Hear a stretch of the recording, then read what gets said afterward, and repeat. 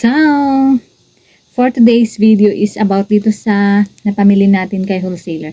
So, nasa baba ako, saktong-sakto kasi nasa garden ako kasi nagbubuhat ako ng pang-trellis doon sa ating tanim na sitaw. 'Di ba guys? At saka, sabi ko nga sa inyo is hindi masyado ang tindahan dito sa amin. Yung hindi siya masyadong ganun ka-busy kasi nga is nasa bundok and then marami namang tindahan dyan. Pero yung mga naman kapitbahay natin sa atin, sila bumibili pag ganitong hindi masyadong maaga, ganun. So ayun, saktong-sakto talaga si wholesaler na pumunta. Akala ko kasi hindi talaga siya magde-deliver sa akin. Kasi naman sana ako. Buti na lang, sabi ni wholesaler kagabi, ano ba yung mga order mo para i-deliver nila bukas. And thank you. Di ba guys? Sakto din naman, yung mga bata daw is pupunta sa ilog kasi hahanting daw ng swordfish, 'di ba, yung mahaba ang mahaba yung bang pagtawag doon sa bibig, yung bibig niya. Baroy sa amin yun, baroy.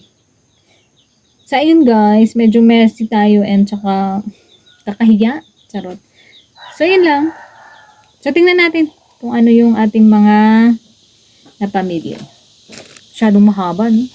Good morning guys. So ayun, bigas yung andyan yung bigas natin na 25 kilograms lang. So nag-chat ako kay wholesaler kahapon, yung nagde-deliver ng frozen.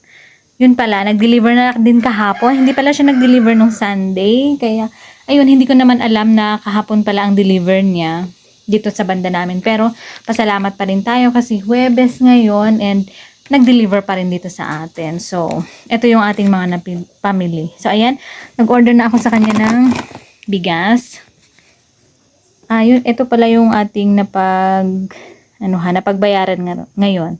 So, 3,262. So, ayan na nga, mas sa kanya yung bigas. Mas mura syempre. Hinatid pa. Thank you. Rice, kaninong Dinorado.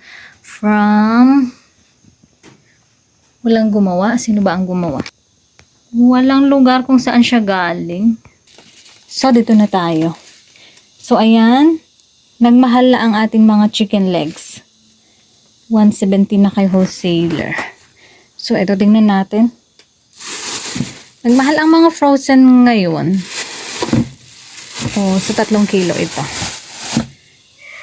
Tapos, ito yung sabi ko sa inyo guys na mas mabenta sa akin. So, yung binili natin nung Lunes, isa na lang yung natira. Ito na lang. Ito, ayan talaga nila yung ewan ko ba, hipon. Ito. Baliktad. Namili tayo ng kape. Ito na lang is benta natin na mas mura kasi mas mura din siya and hindi siya 250 grams. 170 grams lang siya. Tapos yung miming natin. 1 kilo ba yung ko?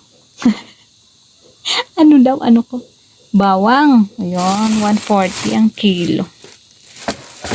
Mahal ang bawang ngayon kaysa sa sibuyas. Marami kasing nagtanim dito, lalo dito sa amin, pero hindi kami pinagbebentahan dito sa amin. Binibenta sa Ianwat. Tapos eto, 2 kilong kikiam. Yun lang. Tapos may 2 tray pala tayo na itlog. Ito yung ating 2 tray. So nasa labas siya and ipasok natin. So eto lang, konti lang yung ating napamili kay wholesaler. Pero ang laki din ng napagbayaran natin. Kasi gawa nga nung sa bigas. That is almost 1,000 mahigit.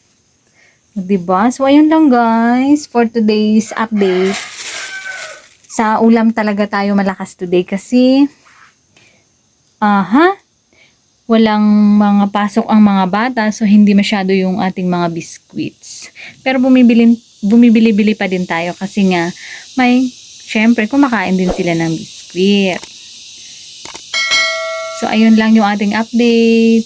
This is Veronby, ang igorotang tindera from Nueva Vizcaya. So tayo po ay naniniwala sa kasabihang panatilihing nakatapak ang paa sa lupa para hindi ka matumba, at yung isa na daig ng maagap ang masipag. Di ba guys?